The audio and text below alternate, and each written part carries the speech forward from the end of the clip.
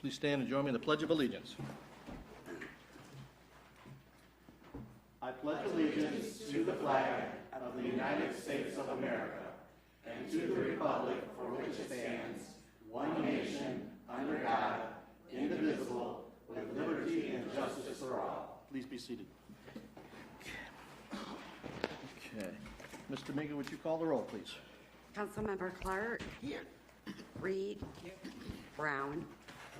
Lawler. Here. Spicer. Here. Williamson. Here. And Mayor Atchison. Here. Okay, first item is approval of the agenda, and I have one proposed change, which is to add comments by State Representative Hosma at the very beginning. That would be much appreciated out of respect for his schedule and time. So may I have a motion to approve the agenda with the change to add State Representative Hosma at the beginning? So move. Second? Okay. Any discussion? All those in favor say aye. Aye. Opposed? Agenda is approved. Mr. Hosma, sir.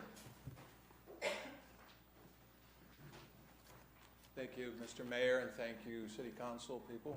I just wanted to stop. I was planning to be outside knocking doors right now, but it's a little warm and you got Blues at the Bohm right now, so I thought I'd come and visit the City Council and Blues at the Bohm instead this evening. I do have coffee hours the first Saturday of each month. They're presently scheduled on a rotating basis at Sterling Coffee House. Jim and Stacy Stewart have made that available to us, and I hope that you have a chance to come this Saturday, the 6th, between 1 and 3. They're consistently between 1 and 3 on the first Saturday. In the morning, I'm in Springfield doing coffee hours. I look forward to any comments you have about any issues concerning Albion or the townships about Albion at coffee hours. I wish you all a happy 4th of July. And thanks for the opportunity to speak before you, Mayor Atchison and City Council people, this evening at the outset of your meeting. Thank you, sir. Okay. So, first item on the agenda is Rental Certification Committee update. Well, thank you, Mayor. Let me just say that I don't have an update. Director Tracy was going to schedule a meeting with the Landlords Association, which as of today I had not heard of such. So I think that I don't want to mention anything until I confirm with Director Tracy. So if possible, we will give an update at the next meeting. That's perfectly fine. That's fine. Okay, next item is the French Sister City Proclamation. And I know we have a representative of the French Sister City, and I will apologize up front. I cannot speak French, and I will mispronounce a couple of things there. Don't Monsieur May. Monsieur May. That means it doesn't matter. Okay. No worries. A proclamation welcoming visitors from Noisy-le-Roi and Bailly-France. Whereas the educational, social, and cultural exchanges achieved through the long-standing sister city relationship between Albion and the cities of Noisy-le-Roi and Bailly have become a source of great joy and pride on both sides of the Atlantic. And whereas nearly 1,000 people have traveled back and forth between our cities, coming together to celebrate the importance of a continuing commitment to a more peaceful and enlightened future through people-to-people exchanges. And whereas local families from each community volunteer as host families, thus enabling visitors the unique opportunity to truly immerse themselves into the daily life within a different culture. And whereas more than 200 young adults from Albion have experienced the benefits of foreign travel, including greater self-confidence, greater cultural sensitivity, improved problem-solving skills, enhanced creativity, and whereas France and the United States share a long and proud history as allies, with both nations celebrating National Independence Days with fireworks in July. And whereas Albion's native son, Patrick Leo Hannon, enlisted in the Michigan National Guard on July 7, 1917, and later perished on the battlefield in France during World War I, and is interred in the Ouest American Cemetery in Picardy, France. And whereas earlier this year, Monsieur Florian Clader, a resident of Noisy-le-Roi, traveled to the gravesite of Corporal Patrick Leo Hanlon, U.S. Army, to pay respect and honor to this fallen hero from Albion, in commemoration of the 100th anniversary of both his death and the establishment of the Patrick Leo Hanlon American Legion Post 55 at Albion.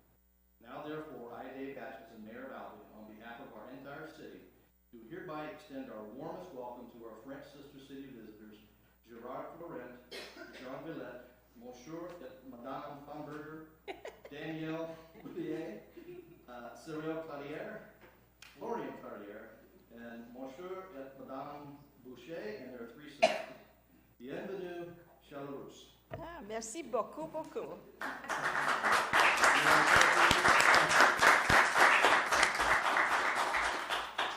So I would just say our sister-city relationship has been going on now for about 23 years. We have over 100 people every year back and forth between the 2 cities. This relationship was established because people knew each other. It wasn't somebody said one day, oh, let's have a sister city. Juanita knows, because she was one of the early ones. It was because people established relationships first and then said, oh, let's do this and let's do this.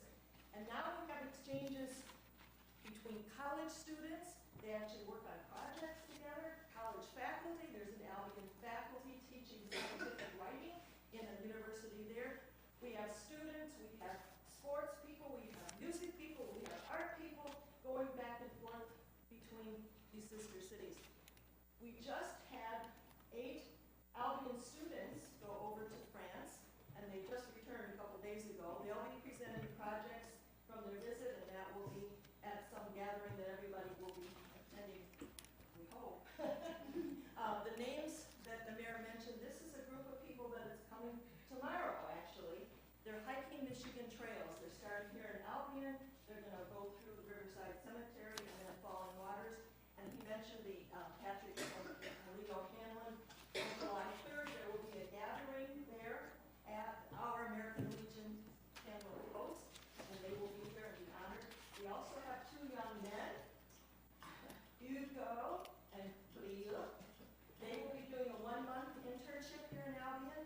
They will be working at the Food Hub with Laura Overholt and at the Chamber of Commerce with Eric Worley, so you might see them around town. And as I said, they will be here for a month. The hikers, once they leave Albion, they'll be leaving Albion on July 5th.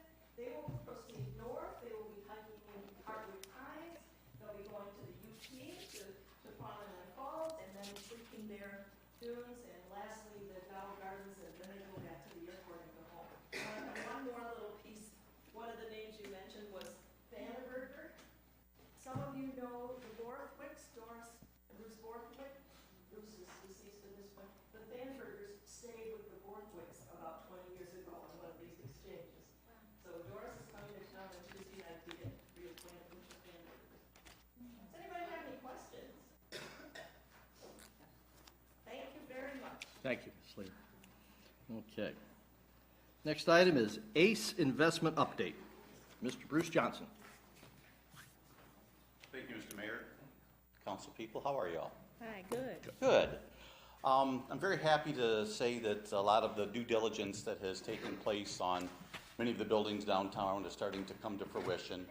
And I'm here to let you know that in a short amount of time, hopefully still in this wonderful hot month that we're experiencing, we'll be coming back to you and can make time through Haley, through Scott, to put on a presentation to talk to you about this project specific, 404 through 414 South Superior, between the Peabody and Malibu Brewing.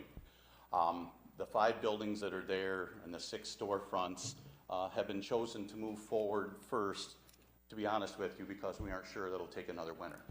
The stone facade, the limestone, sandstone mixed facade that is on has been reviewed by a structural engineer in the State Historic Preservation Office and has been determined in peril of coming off the front of the building. And even though it's still there now and it still looks fine, severe weather is the detriment of a building facade like this. and therefore this project has been moved forward quicker than others to seek funding through the state of Michigan. We've been working with the MEDC right along now for, I'll bet it's a year, or awfully close to it, on putting some of these things together. The ACE Investment properties, the Dobbins family, and those that are a part of that project have gone forth and secured their portion of the funding. The MEDC is very interested in having a grant move forward. One of the items on the project would be a brownfield or dollars due to the extensive amount of demolition due to the facade coming off. That would be something that you would all get a chance to take a look at in the future. We'll be talking with your brownfield board, and we'll be talking with your DDA board also this month before we come back. But I'm here today to give you just some information about the project. The most exciting part for those of us that kind of deal with it on a daily basis, I guess, is the fact that it would complete an entire block. One whole side of the street from point to point. Every building in between would be fully renovated, apartments created, new commercial space taken care of, the Peabody on one side, Malibu on another, and a whole host of new in the middle. Roofs, facade, apartments, commercial space, infrastructure, everything that a building would need to move forward for the next many decades. The way that these projects are done and the amount of due diligence that looks at it, nobody's looking to just fill a space. They're looking to create and provide a new opportunity for many, many years to come. Once again, as kind of the lead consultant on this for the Big Albion plan and for ACE Investment Properties, I'd be happy to come put up on a screen during a work session or whatever vehicle you'd like and take you through every single piece of the project, how we put it together, the reasons that are there, attend any questions that you have, and provide any information that I possibly can so that everyone understands just above board this is. It's a lot of investment from the owners. It's a big ask of the state of Michigan. I do want to point out that this is not CDBG money we're asking for, so the money goes straight to the owner versus having to be managed by the city. It's just a situation where we need the city council's approval and letter of support for the investors in the Dobbins family and ACE Investments at this point to ask for the funding and do the project. So with all that being said, if there's any questions you have now, I'd be happy to entertain them, but I'd also like to work with Haley and Scott and set something up at a time that you'd like to see it and walk you through it step by step so that you all understand it as well as I think I do. Yeah, so I have one question, and I want to make sure I understood correctly what you said. It was an architectural engineer from the State Historic Society? He was one of them. Okay. So we started out with a true structural engineer. Okay. Because we were told that doesn't look good. And they came out and talked about ways to keep it in place temporarily, and those methods were used. And then Rob McKay from the State Historic Preservation Office, their lead architect and engineer, came and told us stories of this exact product that came from an exact hole in the ground when they made all of these around this area and even into Grand Rapids where the facades are failing. And as a preservationist, they never say tear down the facade that's 100 years old. But in this case, he said, you really have no choice, because if you don't tear it down, it won't be there long. So I did hear you correctly. I was surprised that the State Historic Society has not just said, okay, you can do it, but said you really need to do this. Right, and then of So, course... and that really is an odd thing. That just, It is very odd and very unusual, and it doesn't happen very often. And of course, we're looking to put brick product back up so that it meets the criteria and the nature of all the buildings that are in the downtown. Councilmember Lawler. Thank you, Mayor. So if historic preservation is going to be off the front of the facade of the building, how are you receiving historic funding? It won't be historic funding, it'll be community revitalization program funding. It'll be for blight elimination. Okay. That'll be the criteria that the building is asking for through the grant process. With all funds through the state or the federal government, there's 4 criteria. Historic, one of them, affordability, blight and functionally obsolete. We could also apply through functionally obsolete, but there's just so much blight to be taken care of, primarily with the exterior of the building and even the back of the building, which is very blighted and in need of work. It's quite a price tag. We'll show you when it comes time to do it, but it's quite a price tag for the exterior of this building. It's rather shocking. Councilmember Lauder. Thank you, Mayor. Could you also do this presentation for the DDA board? Absolutely. Thank you. About 45 minutes. I can make it shorter, but if you really want to get into it, how about 20?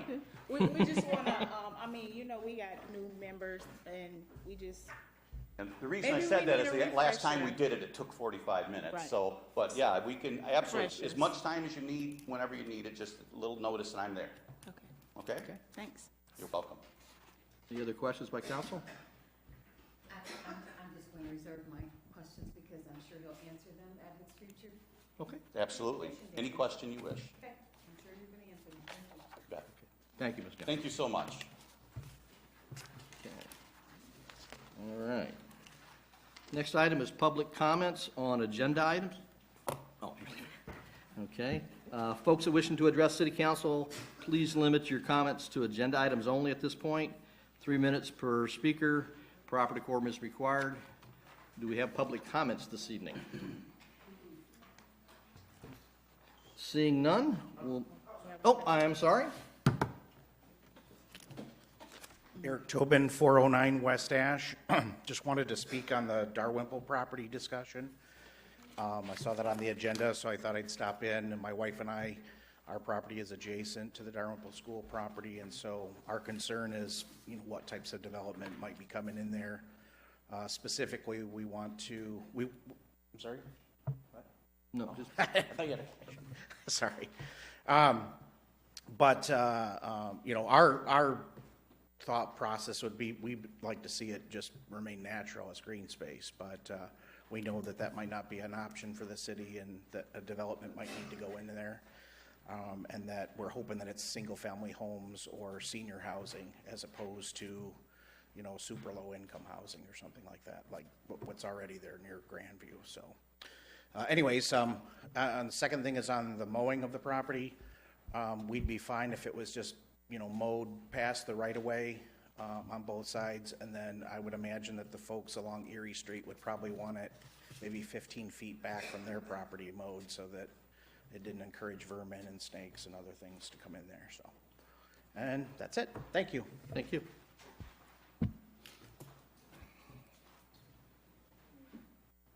Mary Slater, 517 East Michigan Avenue. Just want to put in a word of support for items for individual discussion. Letter B, want to just put support in for appointing Mark Lally to the Planning Commission.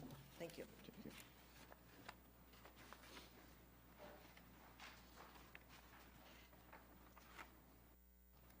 Good evening. Good evening. I want to say something about the Dalrymple School property as well. Ma'am, can we get your name and address for the You record? get my name, Eileen Williams. Thank you. For G, when they said something about Dalrymple School, and he just said something about cutting the grass, he's talking so fast, I'm thinking that's what he said about Dalrymple School, right? So as I was told that the grounds was contaminated and that it should not be cut, and that if it does, then the contamination can be airborne and it could affect the community. So my question is, why don't we have fencing around the Dalrymple School project for the safety of the community? I did see someone had plowed a path through there, and if it's contaminated and we should not walk through it or be on it, I think it needs to be addressed really soon, because there's a lot of children in the projects going from there to downtown and Dollar General and everything, and I see children walking through there, and it scares me, you know, so I want to speak on that, because I don't think it's right for this to be happening to our children.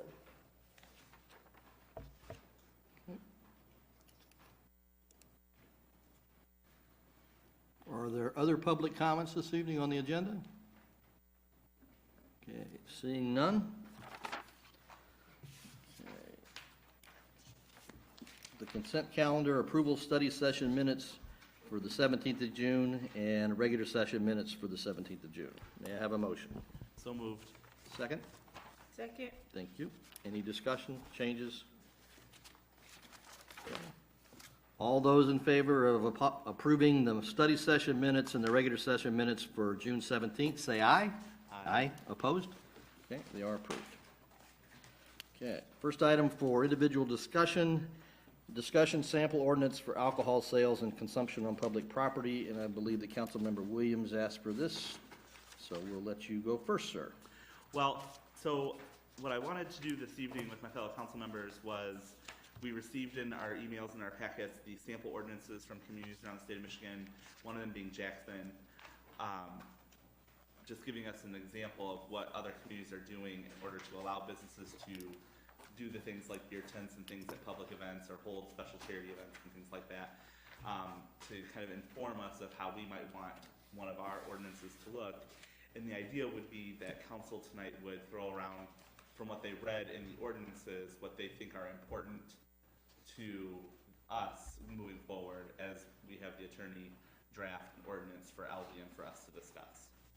So before I give out any of my ideas, because I know that I'm enthusiastic about getting this done, I was going to open it up to the rest of council to bring forward their ideas, so that maybe in short order we can have what looks like an ordinance for Albion as well to start that process. Okay. Any council members wish to comment, wish to offer up your personal particular concerns or interests dealing with the ordinance for the sale of alcohol? Not exactly the sale of alcohol, but consumption of alcohol. That sale, yeah. Right. Okay, well, Mike, go ahead, Councilmember Spice. No. Okay. I was gonna speak to the attorney, but go ahead. Okay. So my concern is to make sure, if we go down this path, that the ordinance makes it very clear the circumstances and who would be eligible, and I would limit it to businesses, certain times of the year, certain events, and a process to have that reviewed and make sure there's liability insurance, and which is covered in most of these ordinances, probably all of them for that matter. But we should be mindful that our parks are for families, small children's up to all the way up, and we need to be sensitive to some people are opposed to consumption of alcohol. And I do have one concern that we make sure that there are provisions if we do this, and I say if, so that we don't create litter and create those sort of things, and we don't want broken glass and trash and things like that in our parks or on our streets. So those are my main areas of concern. I was going to add, the city of Jackson's, their policy in particular, I thought was the most useful for the city of Albion to mimic. One of the things that I think is really important is making sure that there's a barrier zone around wherever something is being consumed. That's really common in many of the communities where these are, where these rules are established. The other thing is possibly a ticketing or bracelet procedure, some sort of, you're going to ring in, go ahead. What's your question? I was saying what I think is important, Right. because that's what we're supposed to be doing right now. Yes. Okay, but he is raising his hand, Well, so go ahead and I finish. didn't know if he was going to interrupt her. So I thought some sort of ticketing bracelet system in order to identify those who are 21 and older who could consume during those times. I think it is important to put some limits on how long these things can last. So that we're not having things go until 2, 3, 4 in the morning, that type of thing, past your normal